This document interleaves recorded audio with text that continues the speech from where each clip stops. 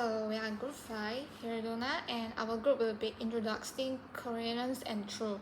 Through this lesson, you'll be able to describe what coherence and truth are and be able to create an example of coherence and truth. So, what is coherence and truth? Now, you are given 10 seconds to think and keep your thought in your mind.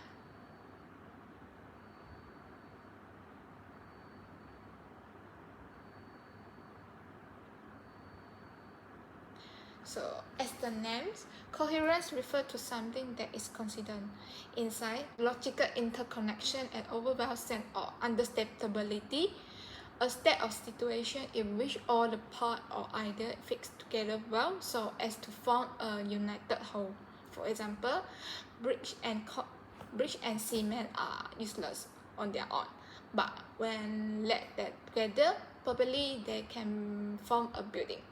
So how about true? So true is true. It cannot be recognized by its correspondence. It means that the description of the fact is considered with the fact. For example, if you say that the sun will rise tomorrow, you can say that your words are true after the sun rises the next day. What the truth shows is a true case, and you can say that the example just now is a true. Now I will pass to Ashley. Hi everyone, I'm Ashley and I'll be walking you all through the relation between coherence and truth. Coherence of the right kind leads to at least approximate truth. So what does this mean? The right kind is explanatory coherence that involve theories that progressively broaden and deepen over time. So for broadening, it means that it's explanation of new facts, and deepening means explanation of why the theory works. So Paul Target concluded that a scientific theory is progressively approximating the truth if it is increasing its explanatory coherence in two aspects, which is broadening by explaining more phenomena and deepening by investigating layers of mechanisms. Next, I'll further explain broadening and deepening by using some legal example. So here's an hypothesis. The accused's fingerprints are on the murder weapon.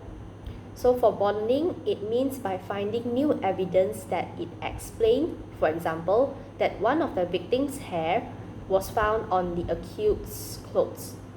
So for deepening, it's to know more about possible motive that the accused have in order to provide an explanation of why the accused committed the murder.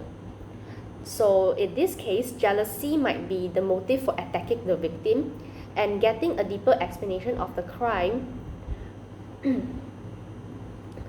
because the motive explains the killing, which also explains the evidence and reveal the truth.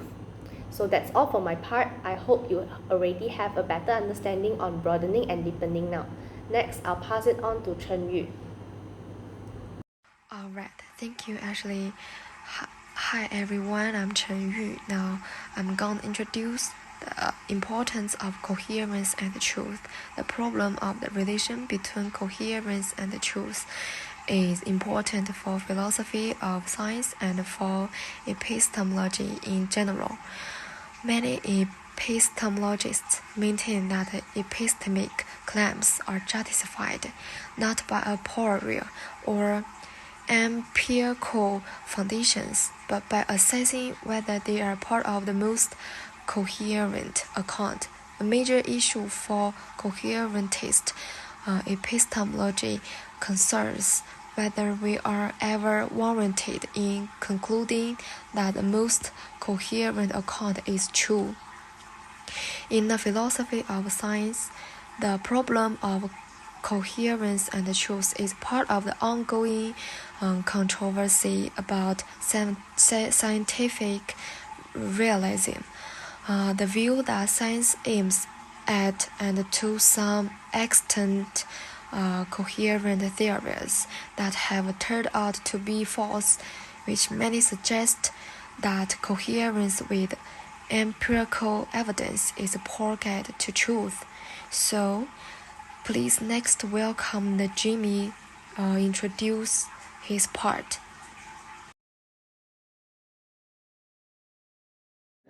So now we're going to look at some examples of coherence and truth. So we'll look at some examples of truth but not coherent, an example of coherent but not true, and also a few examples of what's true and coherent. So truth but not coherent, we have two examples. So the first example is heat transfers from a hot place to a cold place.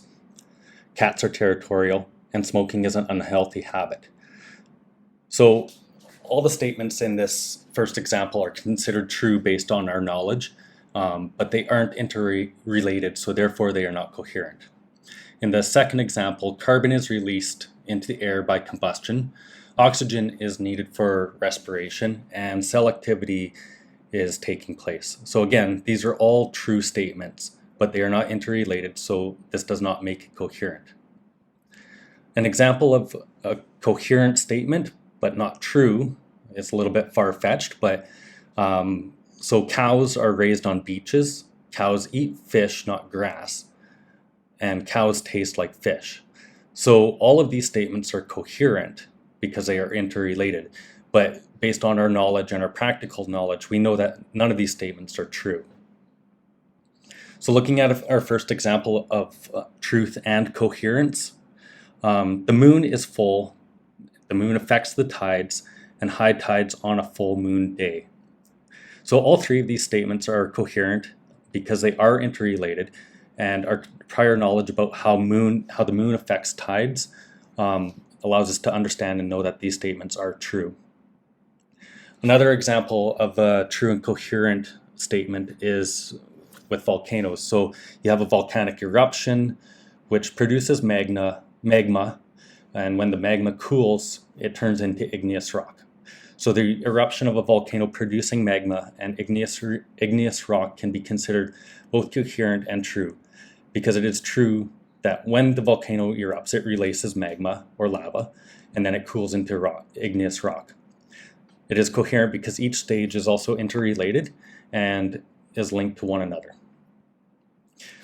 A quote from Israel Scheffler states, if one is to take coherence seriously as a general criterion of truth, then one must consider arbitrary fairy tales to be as true as a historical report, where statements in textbook of chemistry, provided the story is constructed in such a way that no contradiction ever arises.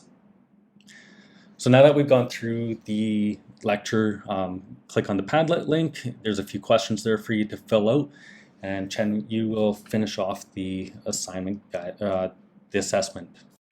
Okay, these parts are the assessment. So LO1 is describe coherence and truth. In readiness, assessment for learning is used when students are asked to answer questions about the meaning of coherence and truth in Padlet.